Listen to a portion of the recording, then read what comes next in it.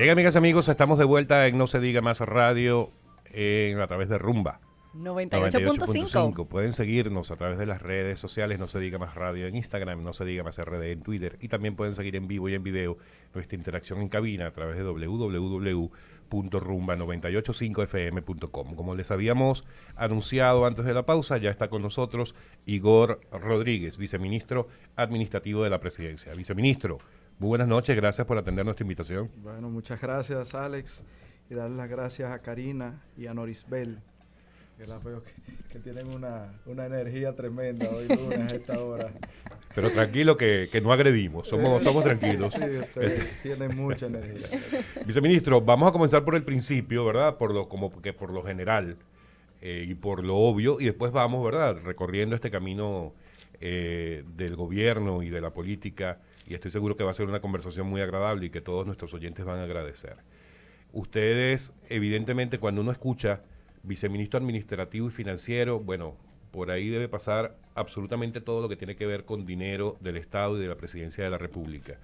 Y ustedes ya tienen 18 meses en el gobierno, en una situación terrible desde el punto de vista económico, con pandemia, ahora con el tema de guerra de Ucrania. Estamos en un momento particular en el que el presidente ha tenido que anunciar nuevas medidas extraordinarias precisamente a raíz del tema, el conflicto bélico entre Rusia y Ucrania. Eso fue hace más de una semana. ¿Cómo vamos? ¿Podemos estar un poco más tranquilos de lo que estábamos hace una semana? ¿Tenemos que seguir a la expectativa y pendientes? ¿O nos preocupamos más de lo que estábamos hace una semana? Pues la verdad es que nos ha tocado administrar crisis. Esa es la realidad de lo que ha pasado en estos 18 meses. Y a partir del último anuncio de todas las medidas que el presidente le comunicó al país, pues evidentemente que las variables internacionales, que son también las que afectan estas variables locales que nos impactan a nosotros, no son distintas.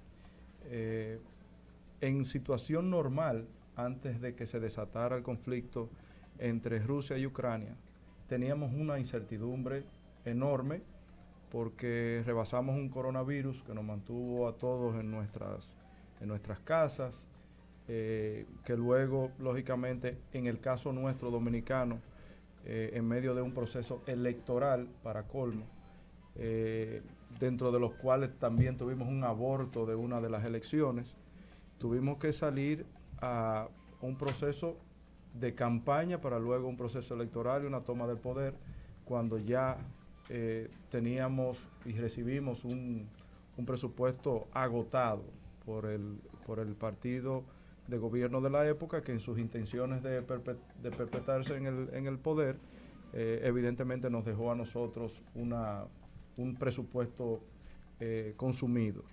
Nos vamos en una incertidumbre a un año en el que todavía estábamos en medio de un debate sanitario por la situación del coronavirus. Para cuando llegamos al poder solo sabíamos que si teníamos o no coronavirus por una prueba, no existía una vacuna, no existía otra cosa más que el protocolo conocido. Ya el año siguiente la batalla del gobierno por un tema de vacunas, y el mundo envuelto en una incertidumbre en sentido general. Países como el nuestro, del tercer mundo, se siente aún más esas incertidumbres porque no tenemos esas economías para poder enfrentarnos a todas esas crisis, a esas incertidumbres. Sin embargo, el gobierno dominicano, en medio de toda esa dificultad, habiendo recibido un Estado con presupuesto consumido, una crisis de credibilidad en general en la sociedad, tuvimos que enfrentarnos a gobernar para darle paz, tranquilidad a esta nación. Y las incertidumbres no han terminado. Seguimos en un proceso ese año pasado en el que, bueno, llegan las vacunas, el gobierno hace el mayor de los esfuerzos para recuperar la economía del país. Estamos envueltos en un debate como sociedad de no sucumbir, sino restablecernos, tratar de restaurar la dinámica que nos caracteriza a los dominicanos. Se comienzan a recuperar los empleos y bueno, estamos viviendo al final de año una época un poco más positivo con relación a la incertidumbre general.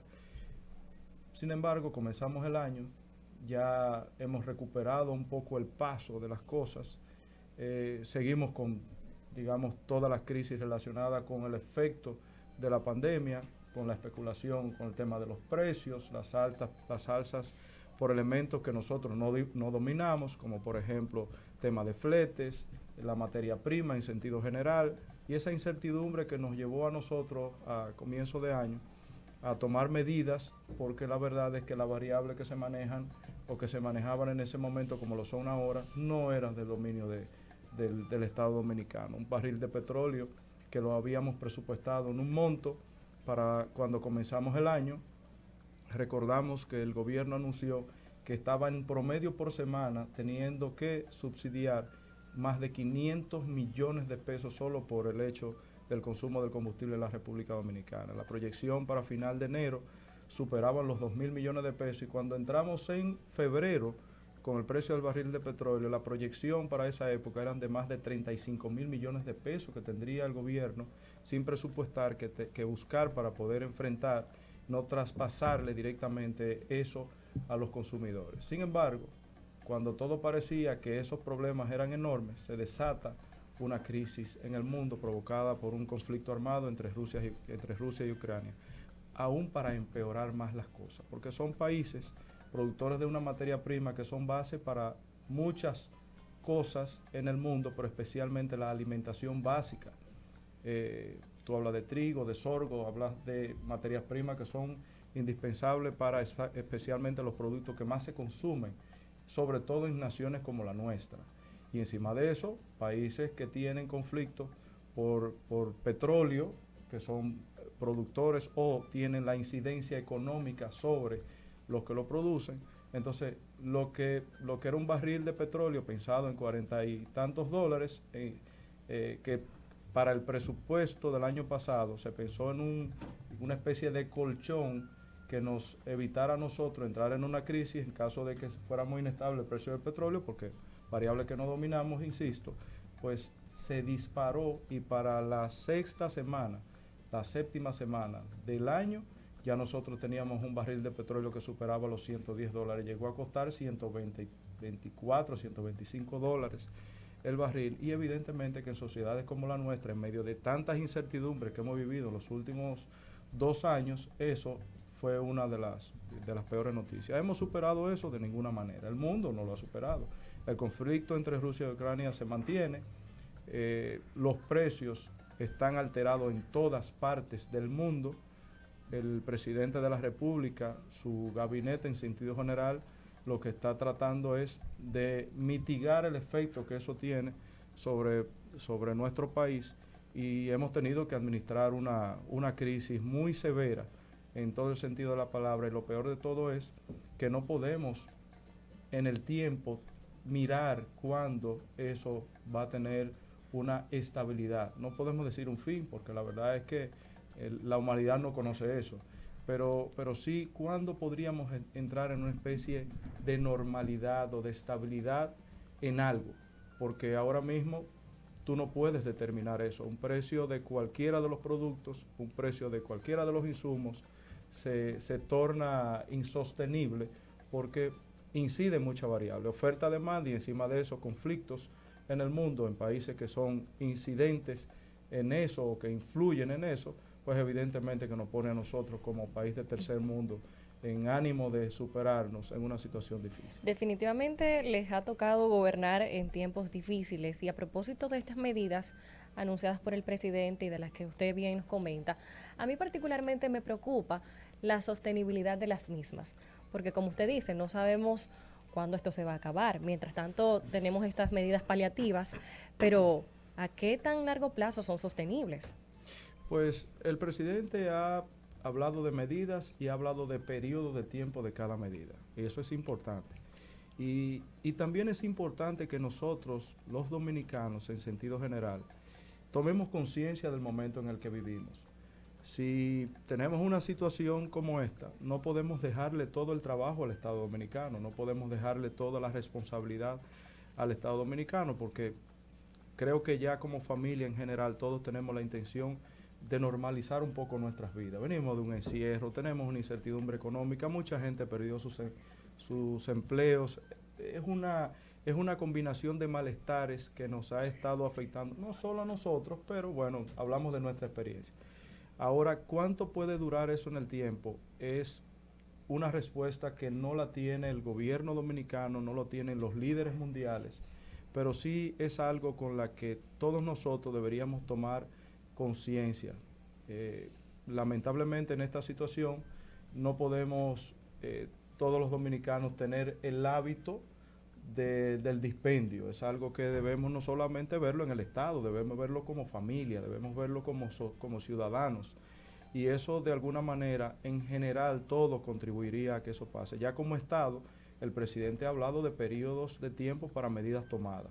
Efectivamente, en su momento, cuando esos tiempos estén por cumplirse, evidentemente que de mantenerse las variables que tenemos, el presidente tendrá que asumir otras medidas para evitar eso. Sin duda que el presidente de la República ha tenido la mayor de las intenciones para que los dominicanos, la familia dominicana que ya ha sido golpeada con todas estas incertidumbres y crisis, la pase de una mejor manera.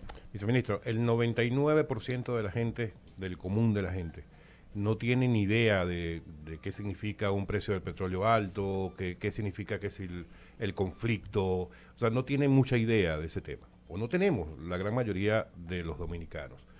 ¿Cómo puede estar seguro un dominicano X, un dominicano cualquiera, que las medidas son las correctas? O sea, ¿cómo convencen ustedes, cómo nos convencen de que esas medidas nos llevan por el camino correcto? La realidad es lo que le da la respuesta a la gente. Cuando el presidente de la República te dice que en el Instituto de Estabilización de Precios vamos a tener programas que aborden el que tú puedas acceder a una cantidad de productos a un precio que sea asequible y la familia accede a ellos y ve en eso una solución para paliar una situación de alimentación, pues evidentemente ahí está contenida la mejor de las explicaciones, porque si te pones a disertar sobre lo que impacta el precio del petróleo y lo llevas a cifra, y esa cifra, no, el pueblo definitivamente lo que prefiere es que eso se traduzca en su economía familiar. Ese es el objetivo final de todo esto, que los productores se sientan apoyados en el presidente para seguir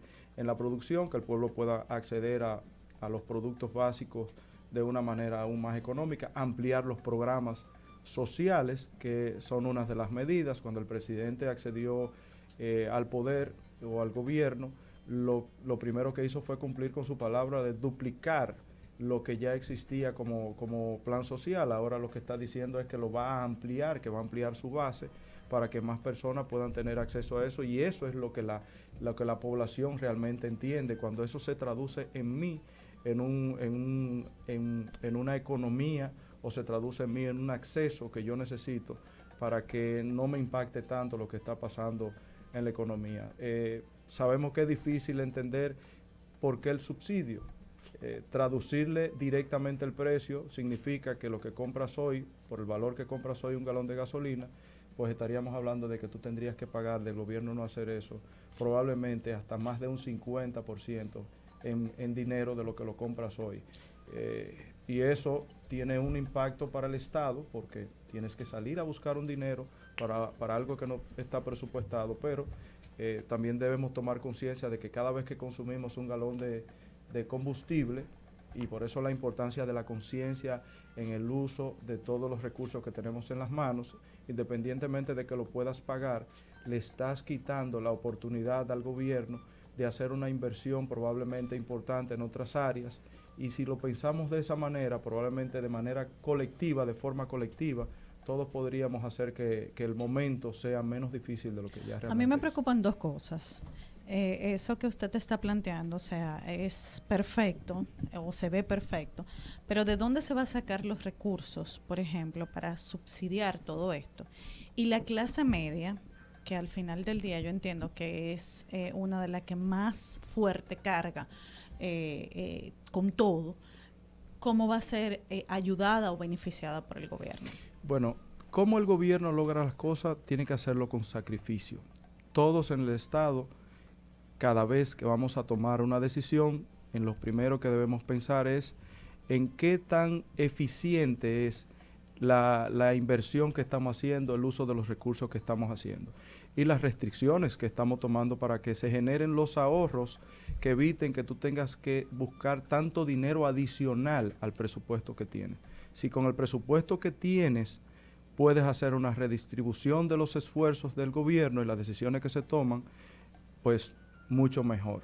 Yo con agrado en estos 18 meses he visto a un presidente de la República hacer una distribución de los recursos del Estado de una forma que en lo personal me parece genial, porque él trata de darle a todos algo, y eso es importante para que se sienta en todo el país el efecto de la mano amiga del gobierno a través de una inversión que sea probablemente un orden de prioridad de quien la está solicitando. Pero en la medida en que tú razonas en el gasto, que tú lo limitas, que tú no estás, no tienes que dejar de gobernar, no tienes que dejar que las cosas se vuelvan una bola de nieve en una sociedad que está llena de precariedades y necesidades reales. Pero sí tú puedes, ese mismo presupuesto, hacer una distribución adecuada para que el ahorro que tú tratas de que los demás o las instituciones del Estado logren, se traduzca en evitar tener que buscar más recursos. La clase media, como todas las clases pudientes, todos tenemos que hacer exactamente lo mismo. Nuestros sacrificios, tanto en racionalizando las cosas que nosotros estamos consumiendo, como conscientemente también entender que el gobierno necesita los recursos para poder seguir adelante en la sociedad con todas sus necesidades. Es una especie de distribuir la responsabilidad en el Estado y los ciudadanos para que nosotros podamos seguir adelante en enfrentando esta crisis que nadie quiere. Un presidente que le ha tocado gobernar en crisis, el presidente, les aseguro que no necesita ni quiere tener que gobernar en una crisis, pero es lo que ha tocado. Y eso con responsabilidad hay que enfrentarlo y tomando las medidas que sean necesarias. Dolorosas, porque no estamos diciendo aquí que es agradable que todo eso tenga que pasar, pero tenemos que hacerlo para que todos podamos mantener un Estado en funcionamiento y unas atenciones a las necesidades del pueblo. Viceministro, nos toca hacer una pausa, pero cuando regresemos vamos a continuar conversando sobre esto y también de política. No se diga más. Bien, amigos, estamos de vuelta en No se diga más a través de Rumba 98.5. Seguimos acompañados de Igor Rodríguez, viceministro administrativo de la Presidencia. Viceministro, recientemente, vamos a salir un poco del tema de la crisis, recientemente el presidente de la República estuvo en Argentina, firmó varios acuerdos, cartas de intención con algunos sectores o en algunos sectores. Estos convenios, la verdad es que todavía no hay una concreción, lo que han indicado son acuerdos que inician una conversación entre ambos países, pero en todo caso, ¿qué es lo que se vislumbra particularmente con el firmado en el tema de hidrocarburos? Que yo creo que es el que pudiera ser más relevante para el país. El presidente, que ya lo sabemos con todas las intenciones que ha tenido al acercarse especialmente a otras naciones que viven realidades parecidas a la nuestra, ha tenido la intención de hacer una especie de hermandad con esos gobiernos, como una manera de distribuir un poco entre todos las necesidades o la información y la estrategia que pudieran utilizar para sus pueblos. Y este es uno de esos casos, una conversación importante, porque ¿qué afecta a estos pueblos de América? Los afecta el hecho de que cuando los hidrocarburos, el barril del petróleo de los grandes productores, tiene una inestabilidad, lo primero que va a pasar es que le afecta la economía a sus sociedades.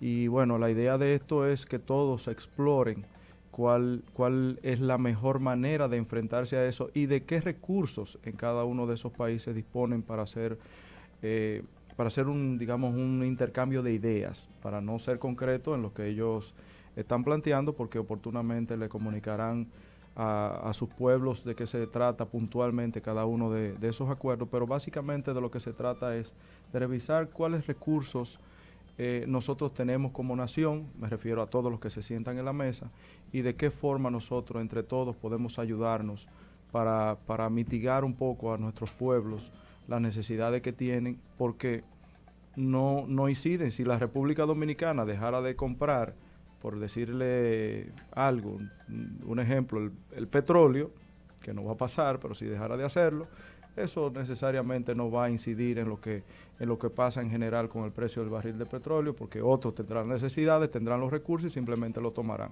O sea, es básicamente cómo nosotros, frente a lo que no dominamos, a las variables y elementos que no dominamos, cómo nos hacemos entre todos, digamos, la distribución de las ideas para ayudar un poco a nuestros pueblos.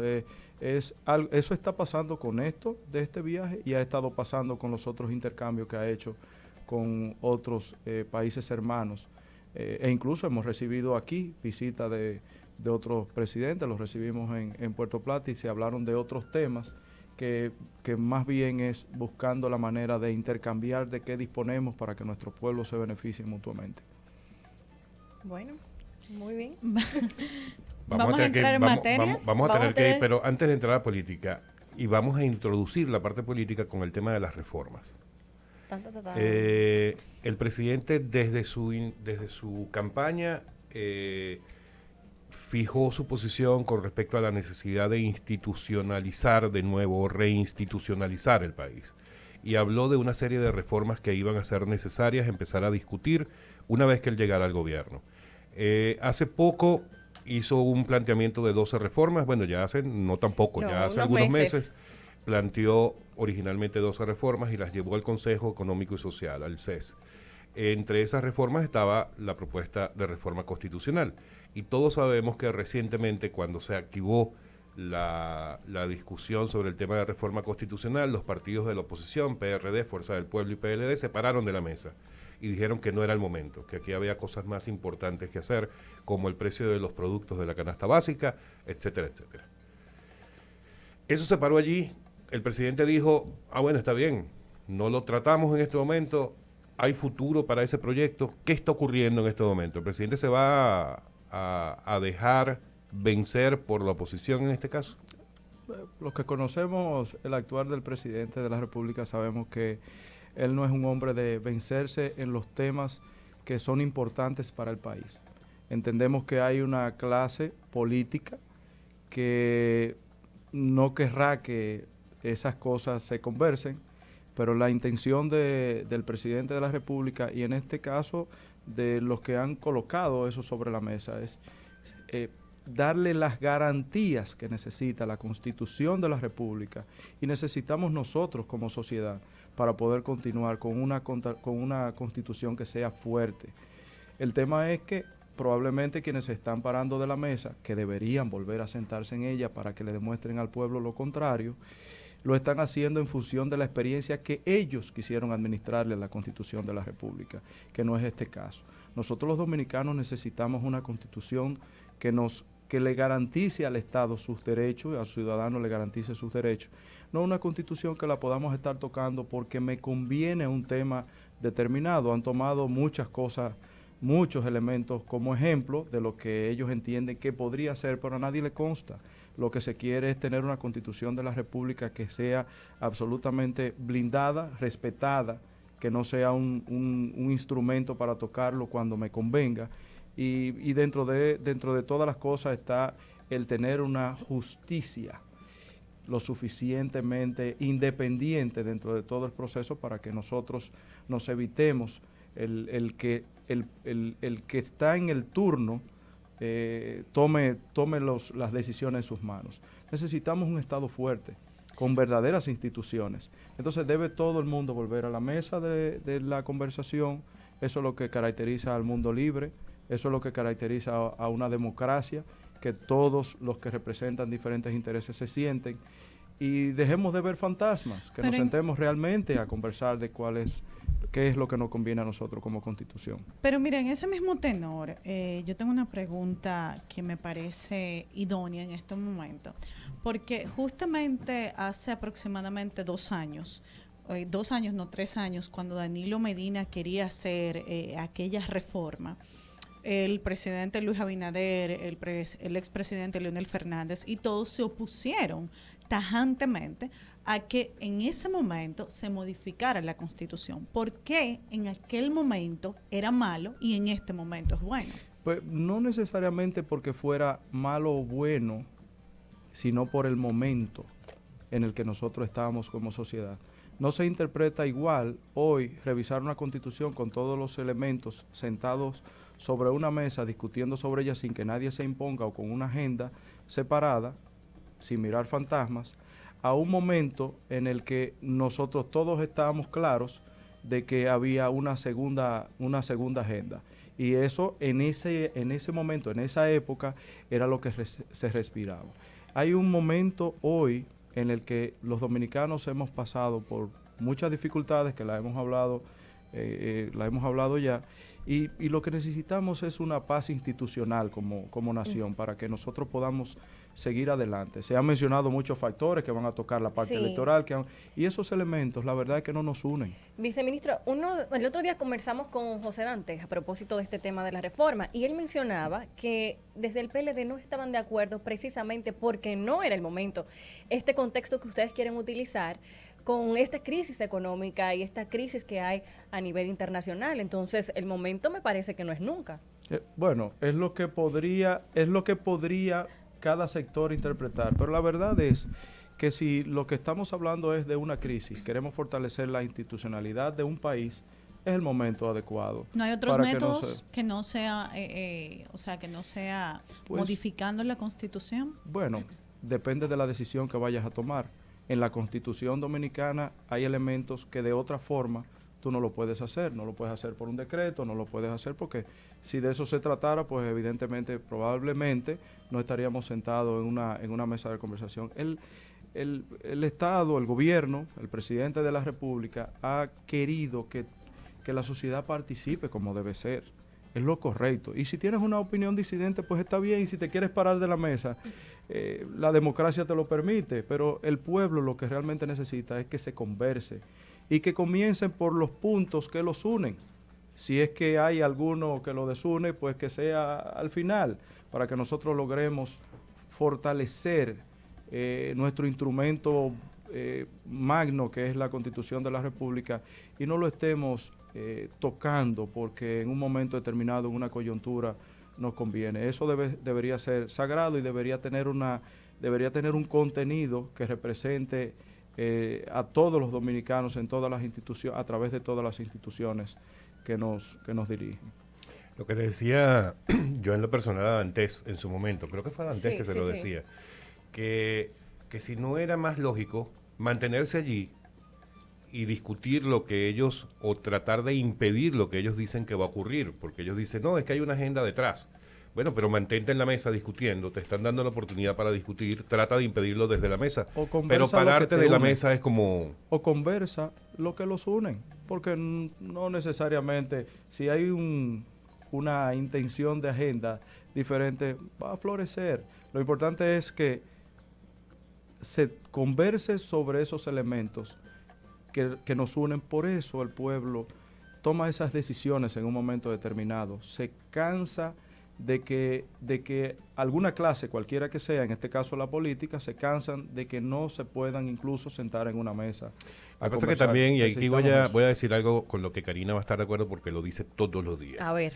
Y es que probablemente ha faltado una buena comunicación por parte de del gobierno, por parte del Ejecutivo, que es quien está planteando esta reforma constitucional. Lo digo ¿por qué? Porque muy probablemente es mucho más fácil decir qué podría seguir ocurriendo en un futuro cuando ya el presidente Abinader no sea el que por buena voluntad pone a un procurador general independiente.